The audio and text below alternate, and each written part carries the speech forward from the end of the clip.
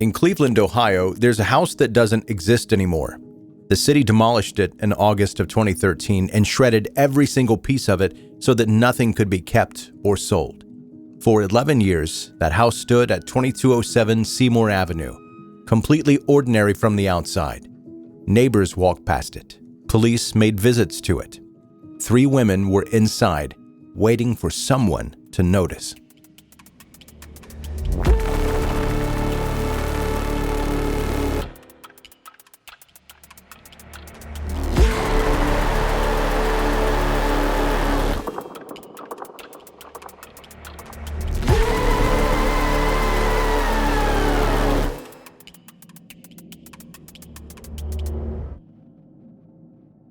Tremont is one of those neighborhoods in Cleveland that has been quietly working class for over 100 years. Church on Sunday, kids on bikes in the summer, everyone on the block knowing each other's names. On Seymour Avenue, there was a house that had been standing since 1890, a 2-story building with nothing about it that would make you slow down as you drove past. Ariel Castro lived there, and most of his neighbors would have called him a decent guy. He played bass guitar in local salsa bands, and his bandmates described him as upbeat, always laughing, always joking around. He barbecued on his front porch and shared food with whoever happened to be nearby. For 22 years, he drove a school bus for the Cleveland Metropolitan School District. In April of 2004, when a 14-year-old girl named Gina DeJesus disappeared from the neighborhood, Ariel Castro was at the community vigils, handing out flyers and consoling her grieving mother at neighborhood events. Gina was at his house. To understand how a decade of captivity becomes possible, you have to start with who Ariel Castro actually was. He was born in Puerto Rico in 1960 and came to Cleveland through Reading, Pennsylvania, as a child. His early life was brutal in a specific and documented way. He was sexually abused starting at age 5 by a neighbor and then later an uncle. His mother paired physical beatings with consistent verbal degradation, and researchers who studied his psychology described the pattern as systematic. A person who experiences complete powerlessness throughout his childhood very often spends adulthood searching for situations where they hold all the control, all the power. Castro found this. In junior high, he was suspended for sexually touching a female classmate, an incident that was documented but received no meaningful follow-up. By adulthood, the need for domination had calcified into something that was going to find an outlet regardless. The outlet found its first target in a woman named Grimilda Figueroa, Castro's common-law wife and the mother of his children. What happened to her inside that house before any of the abductions is a chapter of this story that rarely receives the weight that it deserves. He broke her nose twice, broke her ribs, and dislocated her shoulders. He threw her down a flight of stairs with enough force to fracture her skull, causing a blood clot in her brain that eventually became an inoperable tumor and contributed to her death in 2012. He was arrested for domestic violence in 1993, and a grand jury declined to indict. When Grimilda later tried to secure a restraining order, Castro staked out the courthouse and intimidated her and her children into staying away. Through a combination of neglect and procedural failure, the legal system had given him a working confirmation of something he had been testing all along, that he could do whatever he wanted inside that house, and no one was going to stop him. On August 23, 2002, Michelle Knight was 21 years old and walking near Lorraine Avenue when Castro encountered her, a single mother in the middle of a painful custody battle for her young son, Joey. She was carrying more than her share that day. Castro offered her a ride and told her that he had a puppy that she could have and take to her little boy at home. She got in the car. Once inside the house on Seymour Avenue, she was taken upstairs and bound using extension cords, held in a stress position for 3 days without food or water.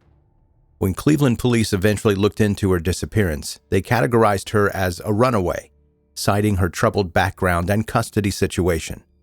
15 months after she disappeared, they removed her from the National Missing Persons database entirely. Castro used that fact often as a psychological weapon, telling her that the world had decided that she is not worth finding. Amanda Berry disappeared on April 21, 2003, the day before her 17th birthday. She had finished her shift at Burger King and called her sister to say that she had a ride home. Her disappearance generated a much larger community response than Michelle's had, partly because of her age and partly because of sustained media attention.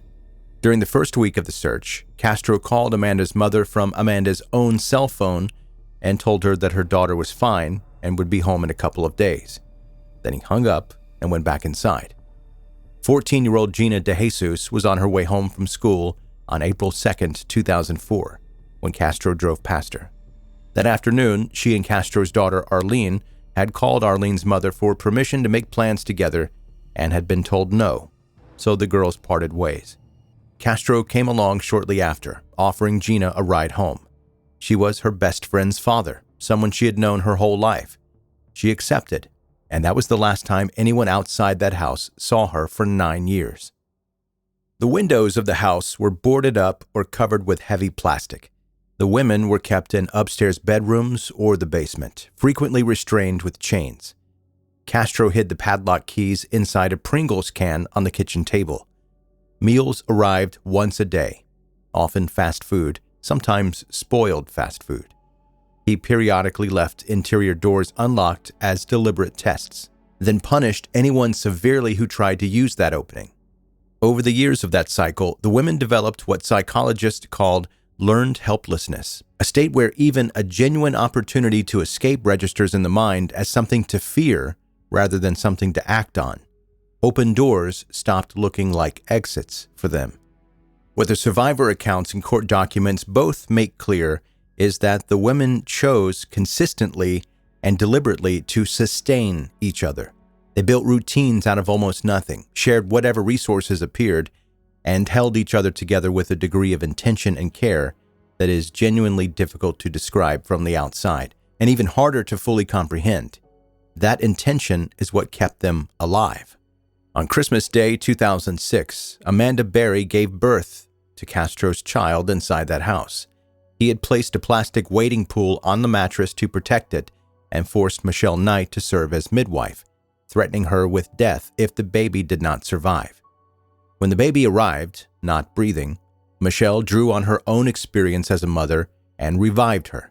That child was named Jocelyn, and she became the shared center of gravity for everyone in the house who wasn't Ariel Castro. Castro occasionally took Jocelyn to the park and introduced her to neighbors as his girlfriend's daughter. Inside, the women cut holes in athletic socks to make her diapers and taped magazine pictures to the walls, the closest thing they had to a window onto a world she wasn't allowed to enter. They raised a child in their prison using every resource available to them, which was mostly each other and an absolute refusal to stop trying. On May 6, 2013, Castro left the house and forgot to lock the interior door. Amanda Berry had spent a decade learning which open doors were tests and which ones were real. This time, she listened to the particular quiet of an empty house and waited long enough to be certain. Then she went to the front door and started pounding and screaming. Her neighbor, Charles Ramsay, inside his own home eating McDonald's, heard the screaming and yelling and came running, and he and a neighbor named Angel Cordero kicked through the bottom of the storm door. Amanda Berry and Jocelyn crawled out into daylight. Amanda called 911 from a neighbor's phone. She said, "Help me. I'm Amanda Berry. I've been kidnapped, and I've been missing for 10 years. And I'm here. I'm free now." Police arrived within minutes and found Michelle Knight and Gina DeJesus in the upstairs bedrooms. Castro was arrested hours later, facing 937 counts. At his sentencing, he told the courtroom that he was not a monster, that he had a sexual addiction, and that there had been many happy memories in that house. Michelle Knight faced him directly and told him that he had taken 11 years of her life and that she had taken it back. She told him his hell was just beginning. He received life without parole plus 1,000 years. The house on Seymour Avenue was demolished in August 2013, every piece shredded so that nothing could be sold or kept. On September 13, 2013, 1 month into his sentence, Castro was found dead in his cell. He hanged himself with a bedsheet. All three women chose to keep moving and reach outward while doing it. Amanda Berry hosts a daily segment on Cleveland's Fox 8 News, helping families find their own missing loved ones. Gina DeJesus co-founded a nonprofit for missing children and adults, and in a gesture that carries real weight, that organization is located on Seymour Avenue, on the same street where she was held. Michelle Knight, who now goes by Lily Rose Lee, has written 2 memoirs and dedicated her life to animal rescue and healing. They were hidden for a combined 30 years. They walked out, and then they got to work. Hey, Charles, let me talk to you. I'm talking with Charles Ramsay. He's a neighbor. Walk me through again what happened this afternoon. You heard screaming. Heard screaming. I'm eating my McDonald's. I come outside. I see this girl going nuts, trying to get out of her house. So I go on the porch, and she says, "Help me get out. I've been in here a long time." So, I figured it's a domestic violence dispute. So I open the door, and we can't get in that way because how the door is, it's so much that a body can't fit through, only your hand. So we kick the bottom, and she comes out with the little girl, and she says, "Call 911. My name was Amanda Berry." Now, did you know who that was when she said that? When she told me, it didn't register until I got the call in 911, and then I'm like, I'm calling the 911 for Amanda Berry? I thought this girl was dead. You know what I mean? And she got on the phone, and she said, "Yes, this is me." And the Detective Gregory Cook says, "Charles, do you know who you rescued?" See, that girl Amanda told the police, "I ain't just the only ones. It's some more girls up in that house." So they went up there, 30, 40 deep, and when they came out was just astonishing because I thought they were going to come up with nothing. I figured, whoever she was, and like I say, my neighbor, you got some big testicles to pull this off, bro, because we see this dude every day. Barbecue with this dude. We eat ribs and whatnot and listen to salsa music. You see where I'm coming from? Yeah. And you had no indication that there was anything going on? Bro, not a clue that girl was in that house or anybody else was in there against their will, because how he is he just comes out to his backyard, plays with the dogs, tinker with his cars and motorcycles, goes back in the house. So he's somebody that you look away because he's not doing nothing but the average stuff. You see what I'm saying? Yeah. There's nothing exciting about him. Well, until the day. What was the reaction on the girls' faces? I can't imagine to see the sunlight, to be around people. I knew something was wrong when a little pretty white girl ran into a black man's arms. Something is wrong here. Dead giveaway. Dead giveaway. Charles, thank you very much. Dead giveaway.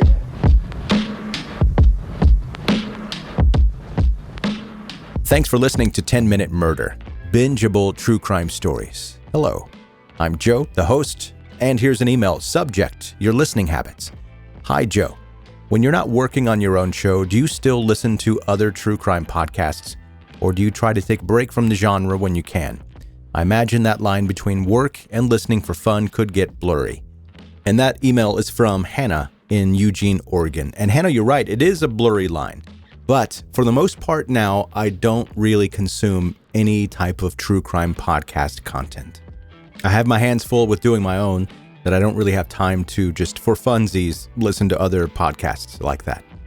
I do a lot of research, a lot of reading, and I watch a lot of documentaries for this podcast and also just because I want to. But podcast-wise, I'm full up. Hope that answers your question, and thank you again for the email. Hey, if you're a brand new listener to this podcast, yes, you listening right now, this is the first or second or maybe third time you've listened, and you are not yet subscribed, please do that. You can also go to 10minutemurder.com, all kinds of things there, including a way to contact me.